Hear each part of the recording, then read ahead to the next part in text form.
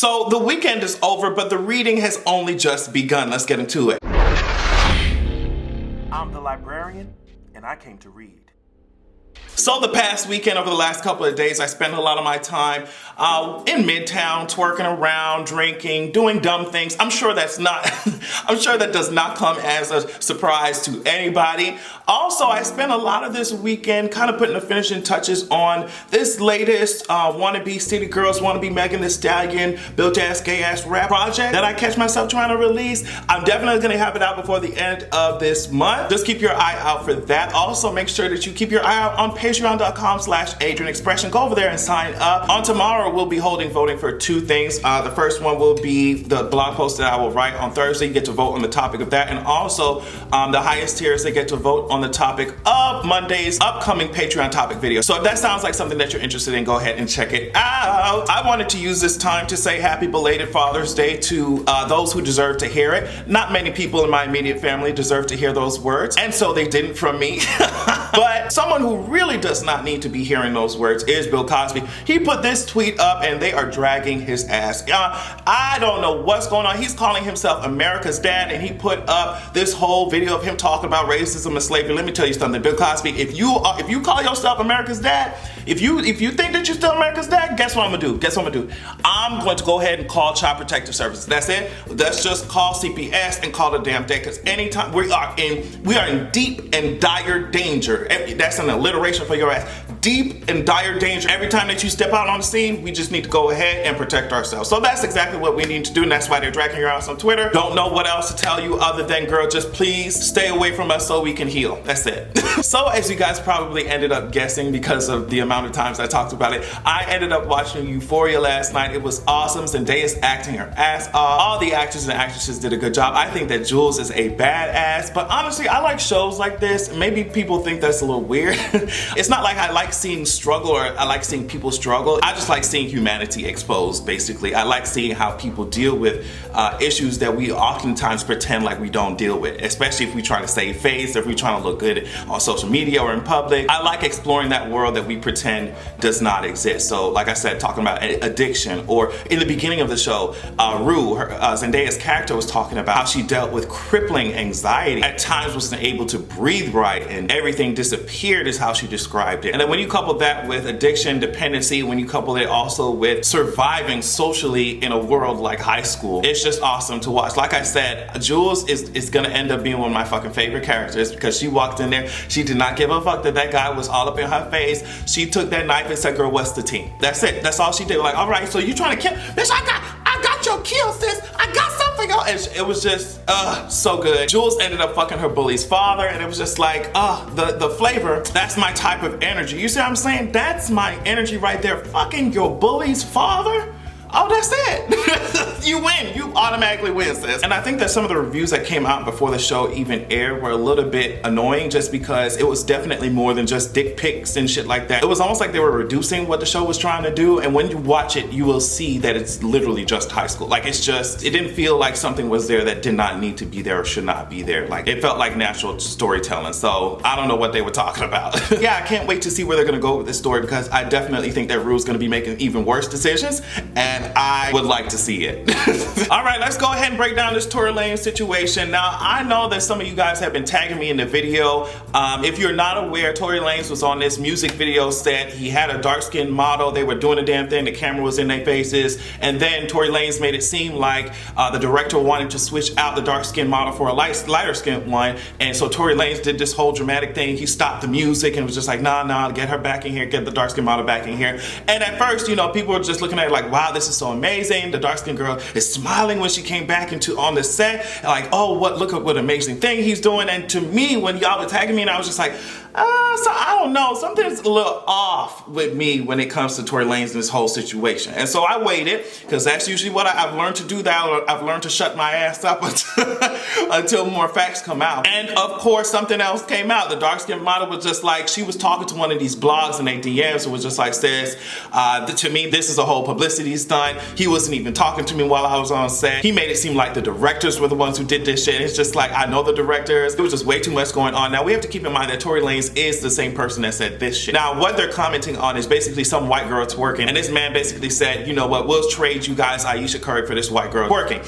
And Tory Lanez was just like, hell yeah, let's do, basically I can make it happen. So it's just like, you go from saying that bullshit to this, it's just like, all right, girl. You know what I mean? It felt a little bit strange, it felt a little bit off to me. And now that the darker skin model is coming out saying this shit, now it's making more sense to me. I think the lighter skin model was also saying something like, well, I don't know what the motive was behind it, but Tory Lanez, it was not a publicity stunt. So I'm just like, okay, there's a lot of conflicting stories, but yeah, I would not be surprised if it was indeed a publicity stunt, like the darker skin model Sultry Shen, I think is her name, said. But every day of my life, I wonder if some of these people in the industry would just stop saying dumb shit and take all the energy that they have instead of using it to create false narratives and whole ass dramatics and publicity stunts. Why don't you take that energy and use it to actually solving the issue of colorism in the industry? Instead of saying dumb things about black women like you just did with Aisha Curry, like take the energy that you're putting into trying to just look like you're walking the walk and actually walk the walk and do what you're supposed to do. Like, I don't understand. It's not that complicated. It would be less complicated to actually just shut the fuck up and treat black women with respect in your industry and encourage other people to do the same than to actually organize this whole stunt. Like, I don't understand it, all right? Now, speaking of things that I don't understand, this is a missionary, Renee Bach. Take a good look at her face. She is responsible for running this organization called, I think, Serving His Children or something like that. Serving His Children. And you want to know how she served them in Uganda? This is how she served them, all right? She pretended to be a doctor and, was given medication, doing all type of surgery. No experience, okay? Pretended to be a doctor, went over there, and because of her actions, around 100 kids have died. Okay? Now, there's so many issues. I don't even know where to begin, because first you have to really drag and talk about how powerful white supremacy is, because sis didn't even need to show no goddamn credentials, okay? They just automatically oh, she a white woman. It's almost like we bound down to sis. She a white woman, sis got it. Oh, she don't need to show us shit. She's white, that's good enough. She can go in here with her fake ass, tired ass organization and work on our kids, okay? That's the first thing. The second thing is the fetish type of tease. The colonization type of tease that these missionaries have when they go over to these countries. Like, literally, black children, black people, to a lot of these people, a lot of these missionaries are just toys. They're like shit to just play with and discard when you feel like your ego has been stroked hard enough. And I see it, like I said on Twitter, I see it all the time when they have these Tinder profile pictures and Facebook profile pictures just like sis sitting in the middle like white Jesus. And we're just talking about pictures. You can tell the ones who are wanted to be seen as some white angel coming down to save the poor niggers. It's just so tired and old. And so that's why I get so angry when these people go over there, but especially when they do things like what I just described, because that type of thinking will lead you into doing shit like this woman did. 100 kids dead because you view them and you don't view them as human beings. You never did. And it was just a game, literally a game to you to go. Now, I don't know how the laws are set up or how it works, but I read somewhere that she probably won't be facing any type of criminal repercussions. Someone can please correct me if I'm wrong, but this shit is so exhausting. There's so many people to blame, from these organizations, from the people who allow just whiteness to be seen as some type of deity factor, a god factor. Just let them come in there and do whatever the hell they want. Kids put in danger because of white supremacy and colonization, still to this goddamn day. Aren't y'all tired? Woo, let's talk about something cute, because that was a lot. Blue Ivy was over here dancing to her mama's song. Now, let me tell you something. I know that I always talk about her every time Blue Ivy hits the stage, but it's just the apple did not fall far from the tree. Sis was over here doing all types of splits. Sis was twirling center stage, and just like sis is coming for wigs, okay? I cannot imagine the type of career that she will have in the future, but I can almost guarantee that sis will be on somebody's stage, you know? But yeah, I think I already talked about this in the past. Lil Nas is coming out with his album. Nicki Minaj is still coming out here with his promotion for Megatron. Megan Thee Stallion was recently in Atlanta. Did not get a chance to go see sis, but the crowd was whack. I'm not sure what was going on with that, but sis deserved better than what y'all served her on that day. If I'm going to go see Megan Thee Stallion, I'm going to wear next to nothing. I'm going to wear next to nothing, and I'm going to be screaming at the top of my lungs on period. Cash Doll followed me. Sorry, I had to put that. I don't usually be talking shit about when people follow me and shit like that, but girl, Cash Doll followed me. Ah, what's up? Run me my money. What's up? What's up, podcast? What's up, hustler? What's up, boo? Nah, but that's the cute shit that kind of happened this week. Also, something else that was really cool was Issa Rae. She got this award. Let me make sure I get it right. It is the inaugural Emerging Entrepreneur Award at this Women in Film event the other night. Sis went over there, and the reason why I'm bringing this up is because she, in her speech, she said, oh, we've always been taught to be humble, and just like, what the fuck does that mean? Also, especially women in the industry taught to be humble, and then she jokingly, of course, said, well, I'm going to do the opposite of that. She said, I did this shit all by myself, and if you help me, okay, and that's cool. When I come in this bitch, I'm closing the door. If you didn't get in, that's it. I don't know what to tell you. Find a way around. No, it was really cute. It was a funny spin on the whole idea of being humble, but also I think it's necessary just because ain't nobody trying to kiss ass, especially when you worked hard as hell to get you, bitch, you deserve that shit. You know what I mean? You deserve it. And like I said, the difference between men and women when they talk about humble is so interesting because a man can do certain things and that he's, you know, strong. He knows what he wants and he says it and he did it all by himself, but if a woman does that shit, a lot of times they are looked at very differently. So no, stand up in your worth because no one else is gonna do it for you, you know? So I wanted to talk about this Harvard situation. Apparently there's this guy named Kyle Kashuv. I don't know how to pronounce his name. I don't care about it, neither does Harvard, because they said, you know what, sis, on second thought, we're gonna go ahead and we're gonna rescind your acceptance into our school. And that's just that. You were over here online and he has been he's been saying, you know what, I'm a Parkland shooting survivor and blah, blah, blah, blah, blah. He's some fucking conservative pundit. Don't really know too much about him, don't care, like I said. But it's just interesting that he was, at 16 years old, he was saying all types of N-words. Nigger jocks, that's what he was calling the black athletes, he would call them nigger jocks, okay? And so that resurfaced, and apparently sis was accepted to Harvard, and they saw that shit and said, girl, never mind.